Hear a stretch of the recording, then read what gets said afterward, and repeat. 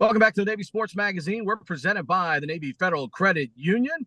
All of our conversations this year with head coach Jamie Cook have always been about awesome, positive things that have been happening with the track and field program. It's one of the best seasons in history here for Navy track and field. Pleased to be joined by him again. And, Coach, the one question that I've been thinking about over the last couple of days is you have so many athletes that compete as part of your program.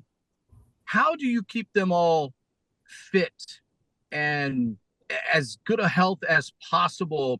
Because I don't think we take into consideration really how long the campaign is for some of these athletes within the track and field program. And I think the ones that are able to maintain that fitness, it's extraordinary with all that is asked of them. In your mind, what's the key to keeping your athletes fit and healthy through such a long, grueling season? Well, I think it really comes down to communication on the front end of basically outlining the year of what meets are most important, what our objectives are. And then also, periodically throughout the year, throughout the week, we have weekly staff meetings where we sit down with everybody in the room, all the coaches, all the support staff, all the trainers. And we basically discuss the status of everyone and what they need to do moving forward and trying to keep everybody healthy. It's always a challenge for any program, but specifically with our team, because you have cross country, you start competing in August. Right. And then we will compete all the way till July for a lot of our kids, June for a lot of our kids. So it is challenging, but that's part of the fun of it too. And you can't have them be at their best all the time. So you have to pick and choose of what meets are most important. And how much of the poker game for you and your coaches is there reading your athletes? Because most competitors will tell you, yeah, I'm good. And sometimes you have to, in some ways, maybe save them from themselves a little bit. But as you develop that trust factor and that factor in reading your athletes, is that a lot of it as well? Because, I mean, every athlete is different, as you know. Yeah, you're exactly right. Every athlete is different. I think there is a lot of science behind it. I think there's also a lot of art behind it in terms of reading body language as well as, just verbal communication. Getting a chance to see how they move and how their norm is, if they're outside their norm. You can kind of tell if something else is bothering them outside of just from a health related standpoint, if something else from they had a busy night of studying or other obligations that they have at the yard. You have to be constantly monitoring all those factors to make the best decision based on the information that you get. So yeah, you're constantly analyzing what's going on. And I think you're asking for feedback. So that trust factor is huge. I think the trust factor is huge. You're always trying to do what you can to put them in the best position to succeed. But sometimes, it gets difficult because you're trying to weigh that balance between what the team needs, what the individual needs, trying to get them to go on as far as they can in their season. From an individual standpoint, but also from the team perspective too. I think we're pretty clear about that at the beginning of the year, talking about the Army Navy series, cross country, indoor, outdoor, and then the conference championships, cross country, indoor, outdoor. So 6 big weekends throughout the year that our focus is. Yeah, and obviously you led me right into my next question. Obviously, you have those big meets, which take a lot out of you physically, but certainly emotionally as well. We know what star competition means on the yard there. But as you schedule and as you give your athletes great opportunities to compete in some awesome venues, as you and your staff plan that out, how calculated do you have to be? Because you're trying to give your athletes the opportunity to compete against the best in some of the best venues the track and field has to offer. But at the same time, again, you're trying to maintain the health and fitness of your team for their most important competitions as well. Yeah, sometimes it's a delicate balance. I think a lot depends on event groups too. Like the non-distance runners will typically go to spring break, like out in California, where we have 10 days of really good training and 2 meets out there. The distance kids will probably go to UVA outdoors and sometimes Boston indoors, the higher level kids, to get a really good opportunity to run fast or qualify for nationals there. So you're looking at more based on the event groups, but also looking at it from the coaching standpoint of what those individual coaches feel like their group needs or some individuals in their group needs, but ultimately culminating with, are they going to be ready for the conference meet? Are they going to be ready for Army Navy? And then after that, it's going to be regionals and hopefully NCAAs. And for a few of our athletes, the Olympic trials. So it's tough to balance. It's a risk reward. You're constantly playing that game, risk reward. And I don't know if we all have it figured out, but I think the more communication you have, the more trust you have, you're going to put yourself in a better position to be successful. I marvel at talking to your athletes, certainly the most consistent ones who seem to find success all the time. And they have thrown a lot of credit into the fact that you all chose to blend both programs into one. The support system that exists for them, not only from coaches, but other athletes, male to female, female to male, both. Uh, this is a consistent message that I get from both of them. As you thought about it, and as you all administratively, said, hey, if we do this, these are the things that can happen. Has it played out exactly as you all had hoped? Because certainly talking to your athletes, it seems like it's been a slam dunk. I think it's played out pretty well. It was very, very hard at first. Looking back 6, 7 years ago, it was very hard. We have a large roster, and that's by design. We love to have kids get an opportunity and to prove themselves and develop at their own level. And we believe in each and every kid that's on our team.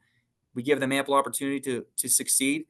But I think a big reason why they do succeed is from the support of their teammates, and that's both male to female and female to male, and same gender as well. So we have an inclusive program. We really work hard at practice to be cheering each other on, supporting one another. And even when the meets go on, the men are just as happy for the women to succeed as the women are for the men to succeed.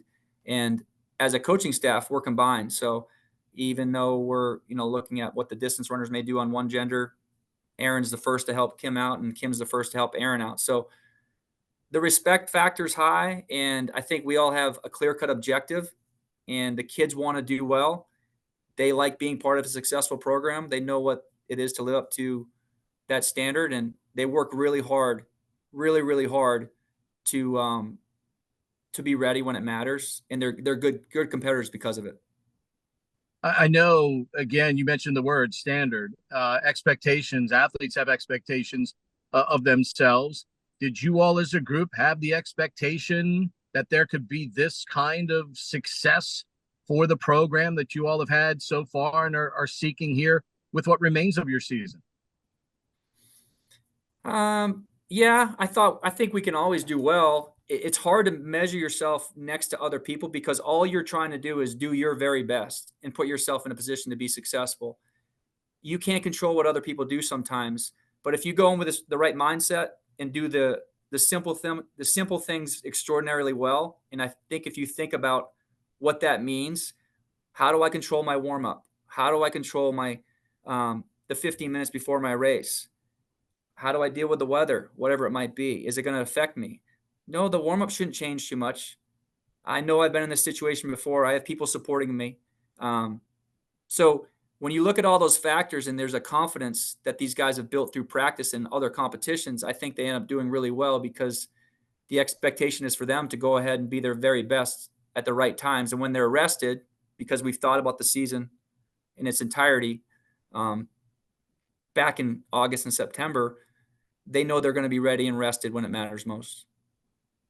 We often ask athletes what motivates them. Track and field obviously means an awful lot to you.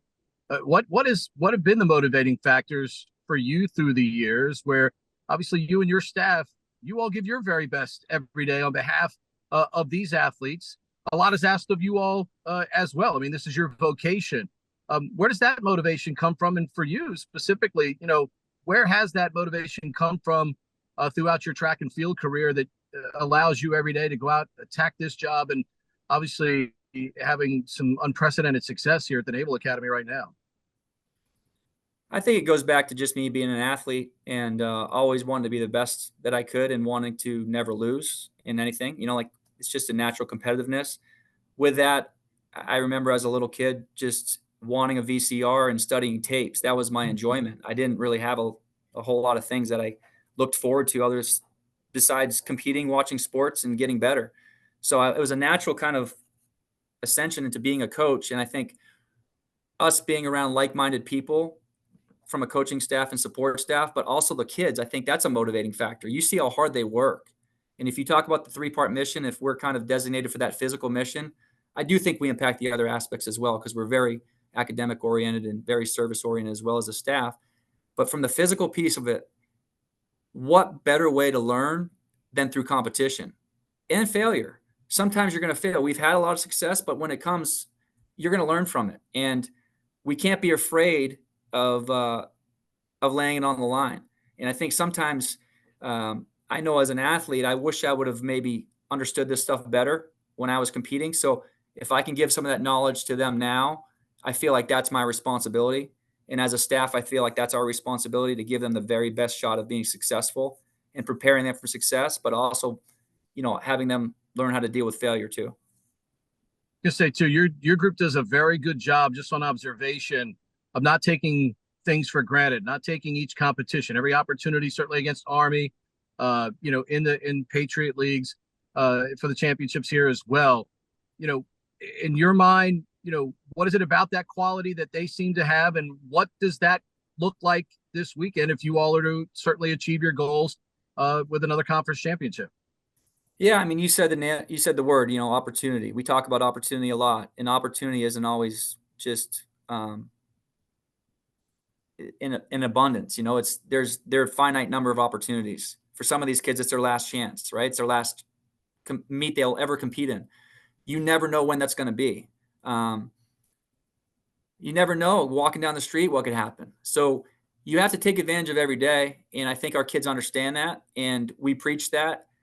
Like I said, we have a tremendous staff. They work really hard to give everybody the best shot to be successful. Now we're having a hard time choosing our 35. We're still in the midst of discussing that. It has to be done by 3:00. But when we talk about those things, how can you best impact the team? And for those kids who can't help us right now, how are they going to help us in the future? There will be more opportunities, but if you get the opportunity now, take advantage of it, because your teammates are relying on you. And this could be a memorable experience for you that could, help you future competitions, in a future job, in your life. Like I do think opportunities through competition are really, really impactful, but you want them to go well. So we're trying to prepare for them to go well. No doubt about it. Completely understand that point. It's a good one as well. You're the best. Appreciate you taking time for us. Go make those final decisions, and best of luck in winning another league championship. Appreciate the time today. Yeah. Thanks a lot for having me. Have a good day.